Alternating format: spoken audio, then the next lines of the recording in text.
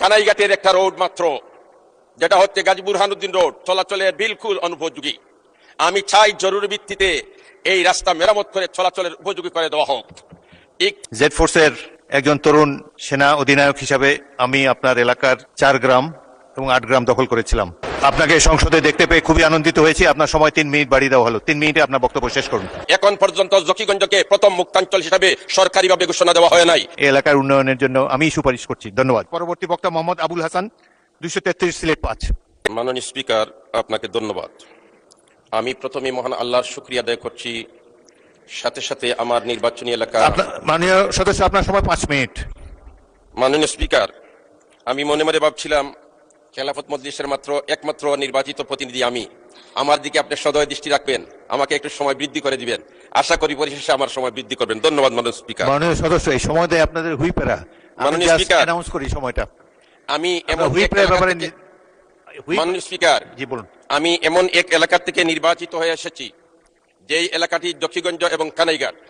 এই জকিগঞ্জ সর্বপ্রথম পাক হানাদার থেকে মুক্তি লাভ করে 21শে নভেম্বর, এবং ওই 21শে নভেম্বর বিকাল 4 ঘটিকার সময় শহীদ রাষ্ট্রপতি জিয়াউর রহমান সাহেব করিমগঞ্জ হয়ে এই জকিগঞ্জের কাস্টম দিয়ে জকিগঞ্জে প্রবেশ করেন, এবং জকিগঞ্জে প্রবেশ করার পরে এই জকিগঞ্জে মুক্তিযোদ্ধা যারা ছিলেন ইনাদের একজনের মাধ্যমে ওনাকে সালুটিকর পর্যন্ত পৌঁছে দেওয়া হয়। অতএব দুঃখের সাথে বলতে হয়, এখন পর্যন্ত জকিগঞ্জকে প্রথম মুক্তাঞ্চল হিসাবে সরকারিভাবে ঘোষণা দেওয়া হয় নাই। আমি আপনার মাধ্যমে এই আবেদন রাখতে চাই যে অনতিবিলম্বে জকিগঞ্জকে প্রথম মুক্তাঞ্চল হিসাবে ঘোষণা দেওয়া হোক। মাননীয় স্পিকার, সাথে সাথে 22শে নভেম্বর কানাইঘাট বিজয় হয়েছে হানাদার বাহিনী থেকে। এই যুদ্ধে আপনি নিজে অংশগ্রহণ করেছিলেন। আপনি কিন্তু কানাইঘাটের দিকে ভারত থেকে ঢুকে আপনি 8 গ্রাম আসছেন, তারপরে সালুটিকর হয়ে আপনি হরিপুর গেছেন। অতএব এই এলাকার সাথে আপনার সম্পর্ক, এই এলাকার জনগণ আপনাকে শ্রদ্ধার সাথে এখন পর্যন্ত স্মরণ করে, কিন্তু প্রথম মুক্তাঞ্চল হিসাবে আজ পর্যন্ত কানাইঘাটকে সরকারিভাবে ঘোষণা দেওয়া হয় নাই।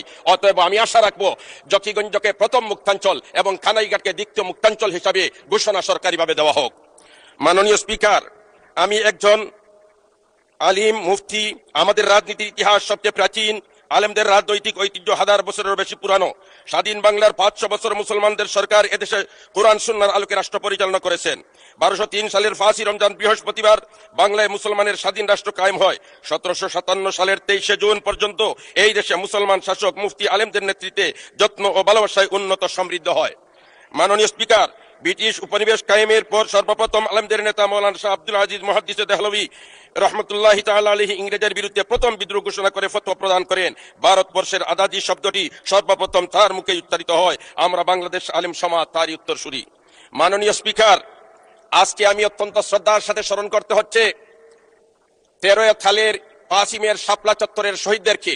আমি শ্রদ্ধার সাথে স্মরণ করি 91তে এই দেশ স্বাধীন করতে যারা রক্ত দিয়েছে, শাহাদত বরণ করেছে, তাদেরকে শ্রদ্ধার সাথে স্মরণ করি। সাথে সাথে 90-এর এই আন্দোলনে যারা অংশগ্রহণ করেছেন, বিশেষ করে 24শে জুলাইয়ের আন্দোলনে যারা শাহাদত বরণ করেছেন, আমরা তাদেরকে শ্রদ্ধার সাথে স্মরণ করি, এবং যারা পুণ্যত্ববরণ করেছেন আমি তাদের জন্য দোয়া করি আল্লাহ রাব্বুল আলামিন তাদেরকে সুস্থতা দান করুক।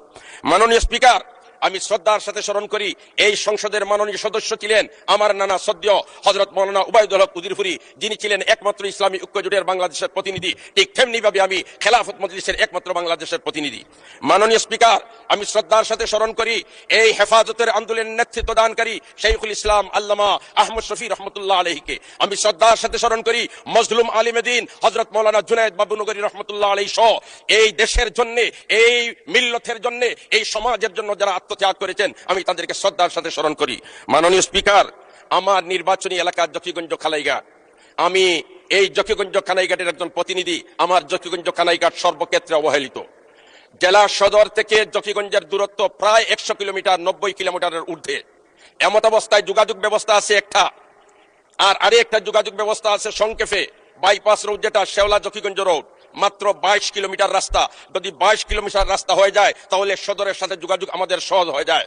কিন্তু আজ প্রায় 11 বছর যাবত এই শেওলা জকিগঞ্জ রাস্তা যোগাযোগের বিলকুল অনুপযোগী, গাড়ি চলার কোনো শক্তি নেই, কোনো সুযোগ নেই।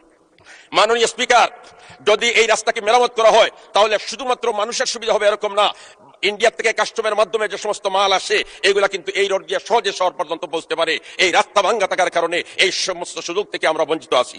মাননীয় স্পিকার, ঠিক তেমনি মাননীয় সদস্য, আপনি বীর মুক্তিযোদ্ধা, Z force commander, major Ziaur রহমানের বীরত্বের স্মৃতি বিজড়িত জকিগঞ্জ কানাইঘাটের জনপ্রতিনিধি 22শে নভেম্বর তারিখে জেড ফোর্সের একজন তরুণ সেনা অধিনায়ক হিসাবে আমি আপনার এলাকার 4 গ্রাম এবং 8 গ্রাম দখল করেছিলাম।